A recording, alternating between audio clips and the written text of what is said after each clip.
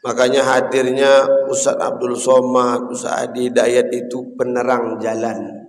Imam Ahmad bin Hambal pendapatnya ini dipakai oleh orang Muhammadiyah. Makanya jangan dibentrokkan ceramah Ustaz Abdul Somad sama Ustaz Adi Hidayat. Ini kan orang, saya ngefans sama Ustaz Adi, luar biasa begini. Iya, boleh. Cuma dalam praktik hukum yang mereka jelaskan di tengah masyarakat, yang satu pakai pendapat Ahmad bin Hambal, satu pakai pendapat mazhab Syafi'i.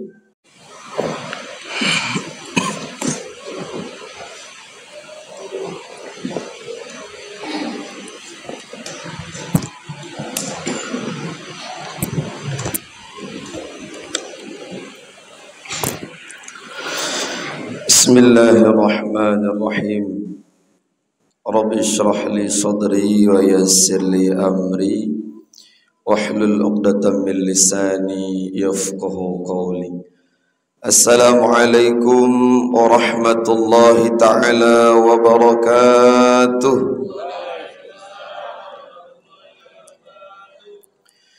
Alhamdulillah. Alhamdulillahilladzi qad akhraja nata'ijal fikri li arbabil hijab.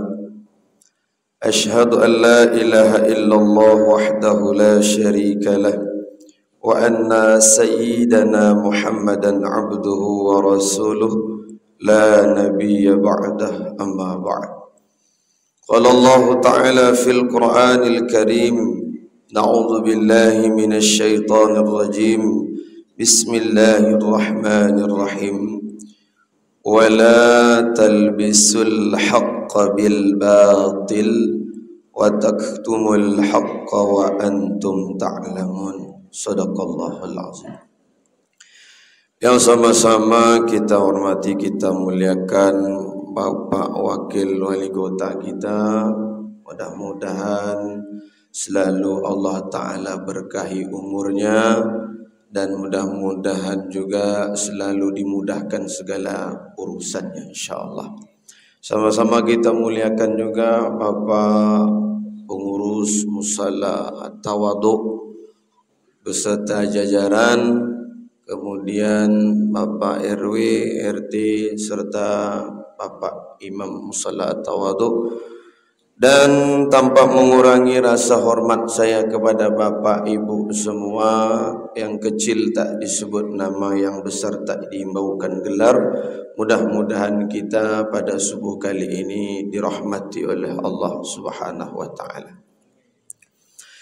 Dalam hidup ini ada 3 hal yang mesti terima, tak terima mesti kita terima. Yang pertama, ridha atas ketetapan Allah, sabar atas bala yang menimpa, bersyukur atas nikmat yang telah Allah Ta'ala kasih. Kata Allah Ta'ala dalam hadis qudsi, man lam yarda 'alal qada, siapa yang tidak ridha atas ketetapanku, wa lam yasbir 'alal bala, tidak sabar atas bala yang menimpa, walam yashkur ala ni'amih, lalu tidak pandai bersyukur atas nikmat yang Allah Ta'ala kasih, falyakhruj min tahtas sama', keluar engkau dari kolong langitku, kata Allah, falya'bud rabban siwahi, cari dan sembahlah Tuhan selain aku. Maka yang tak bersyukur ini, kita akan bentar lagi akan berjumpa hari raya Idul Adha. Nih Bapak Ibu yang berduit, nah diingatkan kembali. Siapa yang ada punya kelapangan rezeki, mari sama-sama ikut berkurban. Bagi ada yang punya rezeki lalu tidak mau ikut korban, apa kata baginda Rasulullah?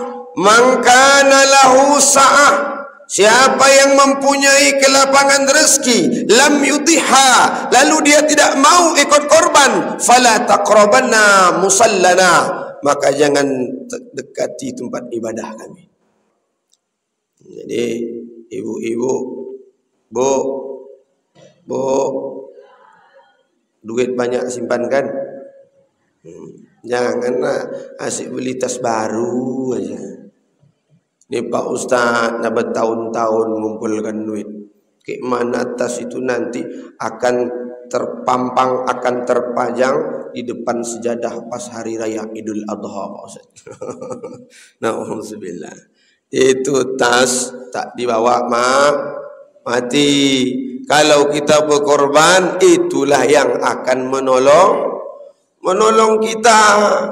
Makanya di hari korban juga mesti para jamaah kudu paham apa masalahnya. Ini ada yang ikut berkorban tapi punya pesan kepada panitia, Pak Panitia, nanti daging bagian paha tolong antar ke rumah ya.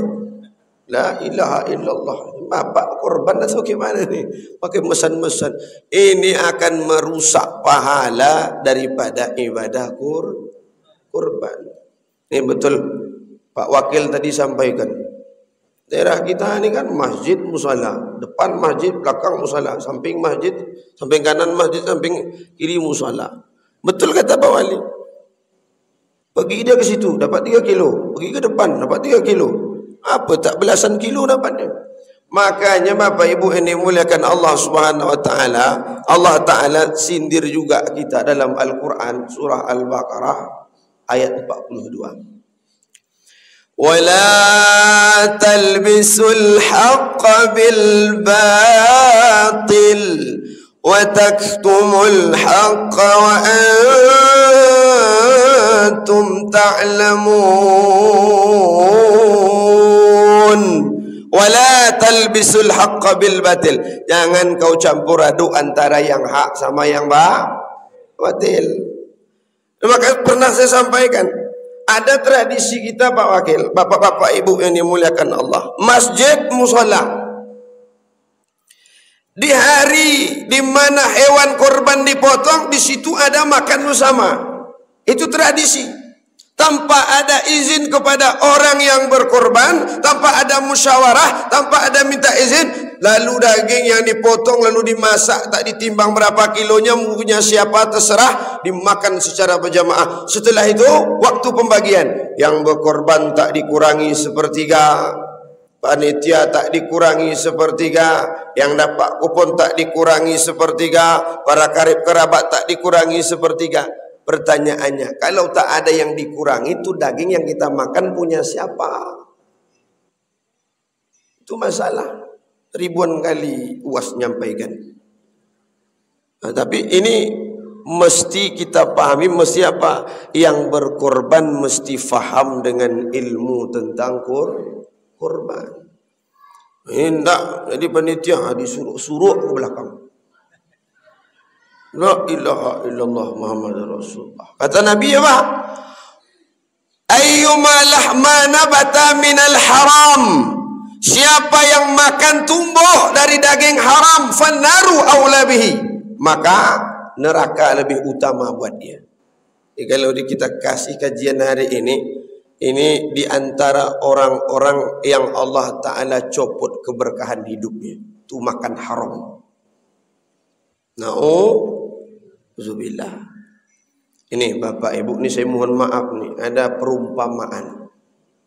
Saya tak pakai perumpamaan ini daerah saya. Ada nama binatang. Ini mohon maaf nih. Kalau orang Tembilahan, karena saya orang Tembilahan, manggilnya itu beruk. Tapi kalau orang Bukit Tinggi manggilnya baruak. Kalau orang Piaman baruak. Saya tak pakai istilah baruak Tembilahan karena di baruak Tembilahan itu dia tidak bisa membedakan mana kelapa tua, mana kelapa muda. Asal ada buah kelapa, disantuang namanya. Tapi ada istilah namanya baruak Piaman. Baruak Piaman ini Bapak Ibu yang dimuliakan Allah, dia bisa membedakan mana kelapa tua, mana kelapa muda. Dituruh sama suannya. Ambil, ambil yang tua. Yang tua-tua diturunkan. Ambil yang muda diturunkan. Bisa dia membedakan. Apakah baruak Piaman itu dikasih akal sama Allah? Tidak, tak ada binatang yang dikasih akal. Lalu bagaimana bahwa piaman itu bisa membedakan antara yang buah kelapa tua sama kelapa muda? Dikasih yang namanya insting. Tahu ibu insting? Kalau tak tahu nanti tanya sama Mbah Google. Apa sih itu insting? Insting itu feeling, rasa. Rasa, sama rasa lah dia bisa membedakan mana yang tua, mana yang muda. Ini ada hamba Allah ngakunya Islam, dikasih akal lebih mulia ketimbang bahwa, tapi tidak bisa membedakan mana hak dia, mana hak orang lain. Kira-kira lebih baik jadi bahwa atau jadi manusia? Ini kadang-kadang kita kada bilang tuh marah. Pak Ustadz kalau macam itu Pak Ustadz ini penitia. Ini mohon maaf Bapak Ibu, yang tukang jagal, tukang potong, tak boleh. Dalam hadis dah dijelaskan, sepakat mayoritas ulama, tukang jagal, tukang sembelih tak boleh engkau upahkan pakai kepala. Pak Ustaz, kami tak pakai upah Pak Ustaz, kami hadiah. Coba kalau betul hadiah, coba tahun ini jangan kasih kepala yang motong. Kalau sakit hati berarti selamanya apa? Hanya pemindahan bahasa hadiah saja. Tapi praktiknya tetap upah. Panitia haram mendapat upah dari daging kurban. Oh, kamu marah kan? Banyak yang marah. Macam itu Ustaz ini panitia. Masa kami dari pagi kerja dan bahkan sampai malam, masa tidak dapat upah? Tak dilebihkan. Engkau boleh diupah, haram diupah pakai daging. Khalifah Ali karamallahu wajah ditegur sama Rasulullah sallallahu alaihi wasallam. Dalam perkara Khalifah Ali memberikan upah kepada penjagal, kepada para panitia. Rasulullah melarang. Kalau engkau nak kasih pakai duit. Makanya itu diadakan sistem musyawarah. Bapak panitia, ya, untuk beli apa yang peserta korban, kita untuk beli hewan korbannya iurannya berapa? Ada 2,7, ada yang sampai 3 juta hari ini ya Pak ya. Nah, itu yang 3 juta itu hanya beli hewannya saja, belum uang operasionalnya, asoynya di situ, masalah bumbunya juga di situ, belum masuk, dan upahnya juga boleh minta. Dan daging itu pun bukan 100% diharamkan, boleh kita makan, tapi mesti izin kepada yang punya. Ini tidak menambil-ambil aja. Nanti tolong amankan. Apaan tolong amankan? Makan haram tolong diamankan. Na'udzubillahi min zalik. Bapak Ibu ini muliakan Allah. Kalau tidak diri kita yang merubah, siapa lagi? Maka ibda' bin nafsi, mulai dari diri sendiri. Yang tidak diletakkan di sini, duduk di sini. Siapa? Para habaib, ustaz-ustaz hebat. Tidak bisa mereka merubah jamaah itu, orang lain bisa taat kepada Allah kecuali hanya dirinya sendiri. Buktinya Rasulullah punya paman tidak bisa dimasukkan ke dalam Islam. Dibimbing sama Rasulullah SAW syahadatnya, dibimbing di telinganya Abu Talib, tapi enggak mau. Ini menunjukkan apa? Hidayah itu bukan milik Nabi Muhammad. Hidayah bukan milik Pak Ustaz. Hidayah bukan milik Pak Wali. Hidayah bukan milik Pak Imam. Hidayah bukan milik RW RT. Hidayah adalah milik Allah. Kita khawatir begini Bapak Ibu, mengaji terus tiap minggu, ngaji terus tiap bulan, tapi aplikasi realisasi dalam kehidupan tak ada. Ini kan namanya menjatuhkan diri kita kepada jurang kefasikan. Apa itu fasik? Orang yang tahu dengan hukum Allah tapi malah melanggar hukum Allah Ta'ala. Orang yang tahu salat tapi tak salat, itu fasik. Ya, orang yang tahu posisinya dia mesti berkorban karena dia mampu, lalu dia tak berkorban, dia bagian juga dari fasik. Tujuan lain tak ada daripada pemotongan hewan korban itu. Apa di antara hikmah? Membasmi sifat binatangnya. Apa dia? Rakus. Maka nampak di hari raya Idul Adha, yang rakus-rakus tu semua diambil. Amankan tulang, bikin sup nanti malam. La ilaha illallah. Bapak Ibu yang dimuliakan Allah, cuma di sini juga saya mau jelaskan sedikit Bapak Ibu yang dimuliakan Allah. Ada orang bilang begini, makanya hadirnya Ustaz Abdul Somad, Ustaz Adi Hidayat itu penerang jalan. Kalau selama ini dipanggil lah Pak Ustaz. Kemarin saya ceramah di itu yang di bawah jembatan ada jalan pesisir bawah dia. Rumah pesisir namanya. Nah, di situ.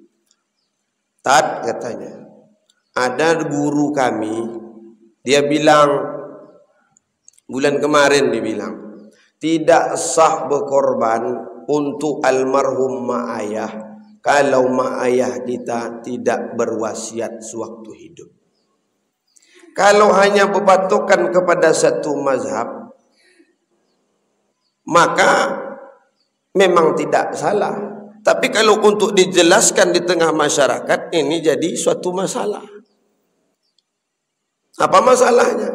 4 mazhab itu khilafiyah dalam bab itu. Imam Syafi'i yang mengatakan korban tidak sah kalau tak ada wasiat dari mak ayah, itu Syafi'i. Kalau ada, sunnah. Kalau tak ada, tidak sah. Imam Syafi'i punya guru namanya Imam Malik. Imam Malik bagaimana? Kalau tidak ada wasiat dari almarhum yang sudah meninggal, maka hukumnya makruh. Kalau ada, sunnah. Ada 2 ulama lagi, namanya Imam Ahmad bin Hambal. Imam Ahmad bin Hambal pendapatnya ini dipakai oleh orang Muhammadiyah. Makanya jangan dibentrokkan ceramah Ustaz Abdul Somad sama Ustaz Adi Hidayat. Ini kan orang, saya ngefans sama Ustaz Adi, luar biasa begini. Iya, boleh. Cuma dalam praktik hukum yang mereka jelaskan di tengah masyarakat, yang satu pakai pendapat Ahmad bin Hambal, satu pakai pendapat mazhab Syafi'i. Nah, dibentrokkan. Oh, tidak sah. Menurut Ahmad bin Hambal bagaimana? Mau wasiat atau tidak wasiat, korbannya untuk almarhum yang sudah meninggal tetap sah dan sunnah makan dagingnya.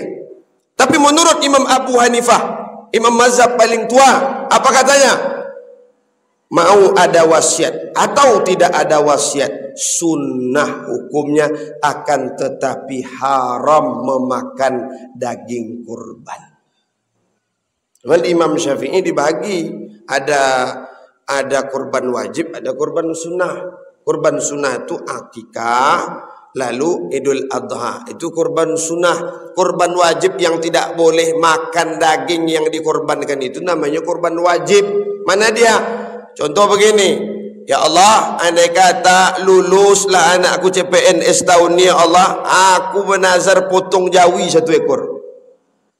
Pas kebetulan memang lolos anak kita CPNS-nya, dipotong tuh jawi. Ibu yang menazar, bapak yang menazar, haram makan dari daging yang dinazarkan. Begitu Bapak Ibu. Jadi kalau kita hanya membahas dari sudut pandang satu ulama, seolah-olah yang lain salah, bukan begitu. Bukan begitu Pak. Saya kasih satu contoh Bapak Ibu ini milik Allah. Jadi dalam ayat Al-Quran dikatakan begini, wal mutallaqatu yatarabbasna bi anfusihinna thalathata quru'. Perempuan yang ditalak sama suaminya itu mesti menahan diri 3 kali quru'. Menurut Imam Syafi'i, quru' di situ diartikan dengan suci. Suci pertama haid, suci kedua haid, suci ketiga habis masa iddah selama 3 kurang lebih 3 bulan. Imam Abu Hanifah mengatakan apa? Dihitung dari haid. Haid pertama suci, haid kedua suci, haid ketiga habis masa iddah. Dan yang tidak boleh ada 2 hal. Perempuan yang ditalak sama suami, 1, tidak boleh keluar rumah illa darurah, kecuali darurat. Orang hari ini apa? Ditalak malam ini, pagi hilang dari rumah. Tak boleh. Sebelum dimediasi oleh PA Pengadilan Agama, Allah Ta'ala dulu yang memediasi mereka. Dikasih jatah selama 3 bulan. Tak boleh keluar rumah illa darurah. Darurah di sini banyak diambil para ulama. Mungkin kalau daerah kita mengantar anak ke sekolah boleh, ambil pakaian, jemur pakaian boleh, ke kedai boleh, Yang kedua namanya al-ihdad. Perempuan yang ditalak itu di samping tak boleh keluar rumah, dia juga tidak boleh pakai badak. Badak tahu? Bukan pakak ya bu ya. Bersolek pakai make up. Dilarang. Nah, coba kita bawa ke hukum sekarang. Apa dia? Pertanyaannya, dulu ada nak wanita karir di zaman Nabi? Ada nak wanita karir di zaman Nabi? Enggak ada. Sekarang ada wanita karir. Dia seorang PNS misalnya, dia seorang guru. Mestinya hari-hari keluar. Dan tradisi daerah kita, asal keluar rumah, ke pasar, pakai make up, berbedak. Pergi pengajian, berbedak. Pergi kondangan, lebih tebal lagi bedaknya. Lah menjadi adat tradisi, asal keluar rumah berbedak. Maka berbedak di sini pun tidak sampai diharamkan dalam bentuk tidak wala tusrifu, tidak berlebihan. Mana hukumnya? Ada orang berkata, tak ada zaman Nabi, bid'ah, haram. Inilah fungsinya usul fikih. Orang tak ngaji usul fikih macam itulah. Makanya sahabat marah kali itu. Al-hukmu yataghayyaru bitaghyiril azman wal amkan wal ahwal. Hukum itu berubah seiring berubahnya zaman, berubahnya tempat, berubahnya kondisi. Dia akan berubah. Dulu tak ada, sekarang ada. Nah, maka ketika sekarang ada, bagaimana hukumnya? Jangan patukan, tak ada zaman Nabi, haram, bid'ah. Ada yang bilang, dek katanya sama orang rumahnya, sama istrinya, tak boleh berbedak. Ya. Nabi SAW tidak mengizinkan para perempuan tu make up berbedak-bedak itu. Tetapi kalau nengok bini orang terbulalak biji mata. Nengok bini orang glowing terbulalak, bini awak seorang tak dibolehkan berbedak. Itu ciri-ciri suami pilik sampilik karyang tangkai jariang. Tak boleh macam itu. Bapak Ibu yang dimuliakan Allah Subhanahu wa taala. Nah, maka daripada itu Bapak Ibu yang dimuliakan Allah, tujuan hidup amaliyah yang kita lakukan mesti kita sandarkan kepada Al-Quran, Sunnah, dan ikutlah cakap-cakap para ulama. Itulah makna ayat ati'ullah, ati'ur Rasul, wa ulil amri minkum. Ikuti ya, apa yang telah Allah Ta'ala perintahkan. Kata Allah di dalam Al-Quran, وَمَنْ أَعْرَضَ عَنْ ذِكْرِي فَإِنَّ لَهُ مَعِيشَةً ضَنْكًا.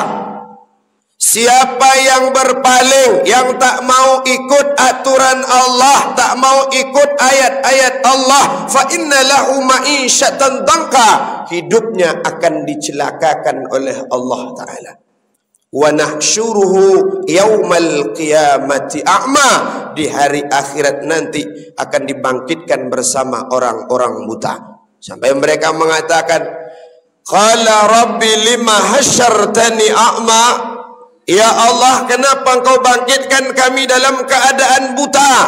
Kalau bahasa awaknya, dulu semasa hidup di dunia jangankan buta rabun pun tidak kami, ya Allah, kenapa sekarang kau bangkitkan bersama orang-orang buta?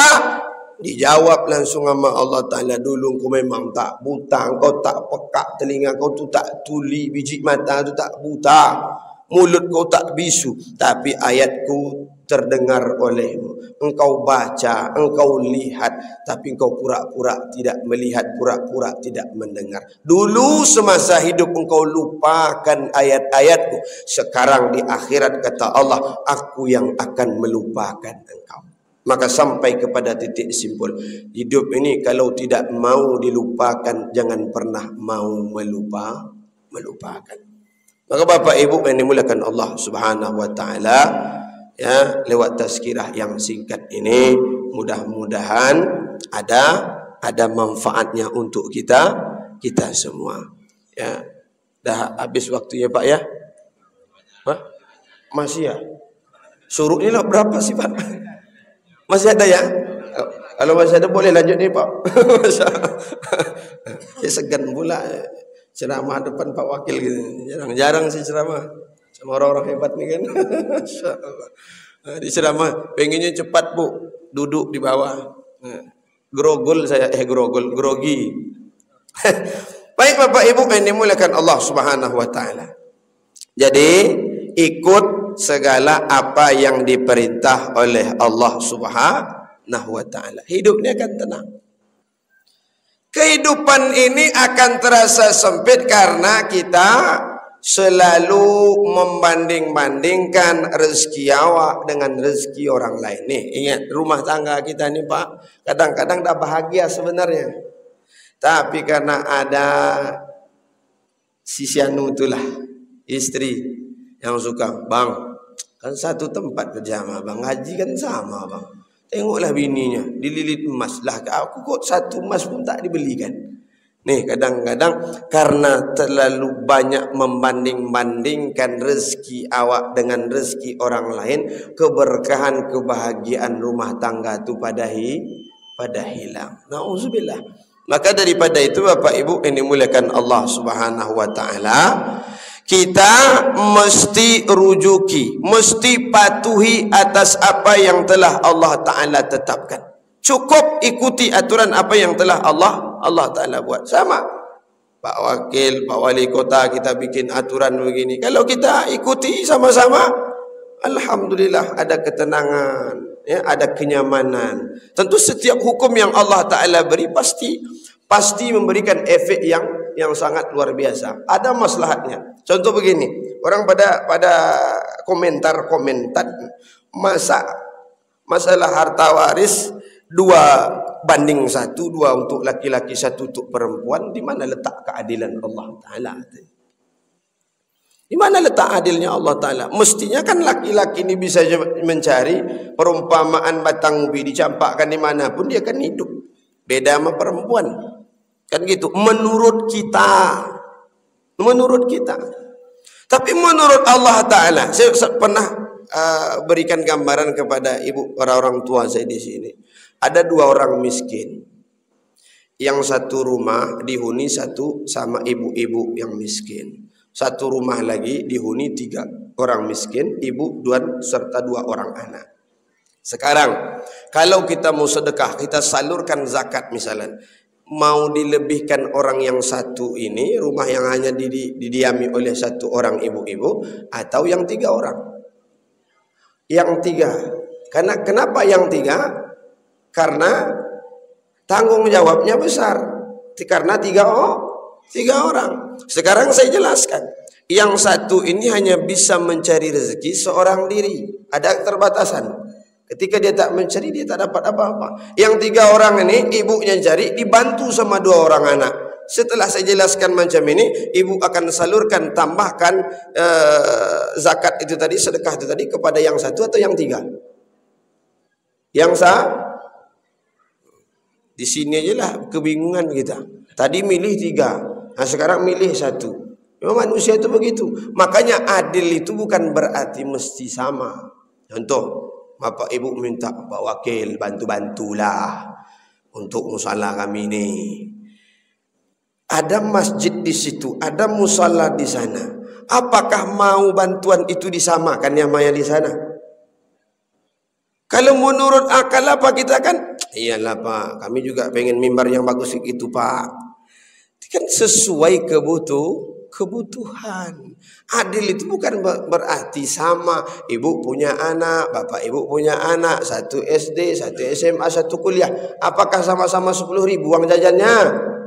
Enggak Pak.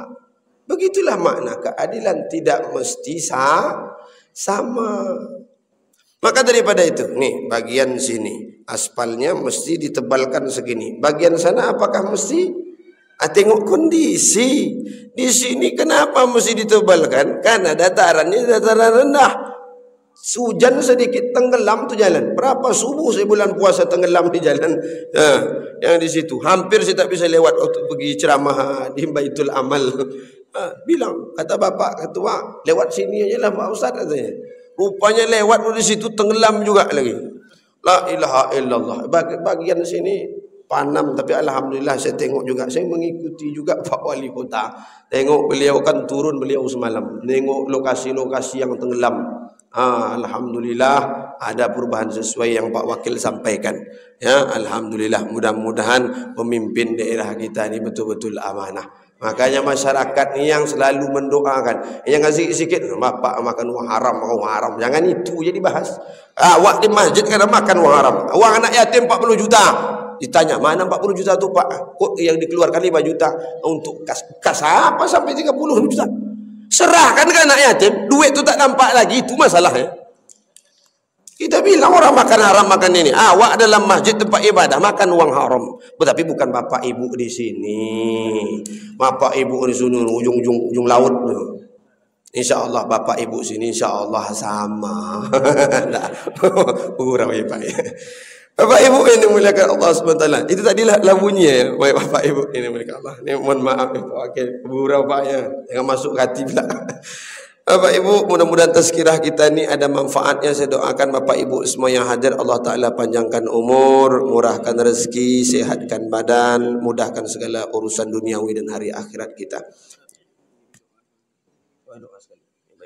Baik Bapak Ibu yang dimuliakan Allah, mari sama-sama kita niatkan seumpama pahala Al-Fatihah, doa untuk almarhumah ibu bapak, datuk nenek, keluarga. Dan andai kata ada warga keluarga kita yang sakit, mudah-mudahan Allah Ta'ala angkat penyakitnya. Lahumul Fatihah. Na'udzu billahi minasy syaithanir rajim. Bismillahirrahmanirrahim. Alhamdulillahi rabbil alamin. Arrahmanir rahim. مالك يوم الدين إياك نعبد وإياك نستعين اهدنا الصراط المستقيم صراط الذين أنعمت عليهم غير المغضوب عليهم ولا الضالين آمين. نعوذ بالله من الشيطان الرجيم. بسم الله الرحمن الرحيم. الحمد لله رب العالمين والعاقبة للمتقين. الصلاة والسلام على أشرف الأنبياء والمرسلين وعلى آله وأصحابه أجمعين. اللهم صل على سيدنا محمد وعلى آل سيدنا ومولانا محمد. اللهم اغفر لنا ذنوبنا ولوالدينا وارحمهما كما ربيانا صغارا ولجميع المسلمين والمسلمات والمؤمنين والمؤمنات برحمتك يا أرحم الراحمين. Ya Allah, ya Tuhan kami, ampunilah segala dosa-dosa kami ya Allah. Wabil khusus dosa ibu bapa, terkhususnya lagi ibu yang telah melahirkan kami ya Allah. Andai kata banyak salah silap mereka, ampunilah segala dosa-dosanya ya Allah. Dan ya Allah, kami memohon kepada Engkau Bapa Ibu kami yang hadir di sini ya Allah, ampunilah segala dosanya ya Allah, murahkan rezekinya ya Allah, sehatkan badannya ya Allah, panjangkan umur dan murahkan segala urusan, baik urusan duniawi maupun urusan ukhrawinya ya Allah. Ya Allah, dalam hidup ini banyak salah silap yang kami lakukan ya Allah, wabil khusus lisan yang tak betulang ini ya Allah, banyak berucap yang tidak baik, banyak perbuatan-perbuatan yang melanggar hukum-hukum syariat lewat lisan ini ya Allah. Maka ya Allah, bimbing lisan ini untuk bercakap yang baik-baik ya Rabb. Ya Allah, ya Tuhan kami juga memohon kepada Engkau, jadikan keluarga kami keluarga yang sakinah, mawaddah, warahmah dari dunia sampai ke jannah. Bapak ibu kami yang hadir di sini ya Allah, lapangkan rezeki agar mereka dapat ikut berkorban di tahun ini ya Allah. Dan ya Allah, kami mohon dan kami berdoa munajat kepada Engkau, dihadiri Bapak pemimpin kami ini ya Allah, berikan berikanlah kemudahan Bapak pemimpin kami, Bapak Wakil Wali Kota ini ya Allah, dalam memimpin rakyatnya ya Allah. Jadilah beliau ini pemimpin yang betul-betul menjalankan sesuai syariat ya Allah. Ya Allah ya Tuhan kami mohon kepada Engkau ya Allah, andai kata lisan ini tidak pantas di akhir hayat ya Allah, dikarenakan banyaknya kesalahan dan maksiat yang kami lakukan, pantaskanlah di akhir hayat untuk berucap kalimah la ilaha illallah. Allahumma adkhilna jannatal ula, masukkan kami, kumpulkan kami bersama Nabi Muhammad sallallahu alaihi wasallam ke dalam surga firdaus-Mu ya arhamar rahimin. Rabbana atina fid dunya hasanah wa fil akhirati hasanah wa qina azabannar. Walhamdulillahi rabbil alamin. Taqabbalallahu minkum minna wa minkum taqabbal ya karim. Assalamualaikum warahmatullahi wabarakatuh.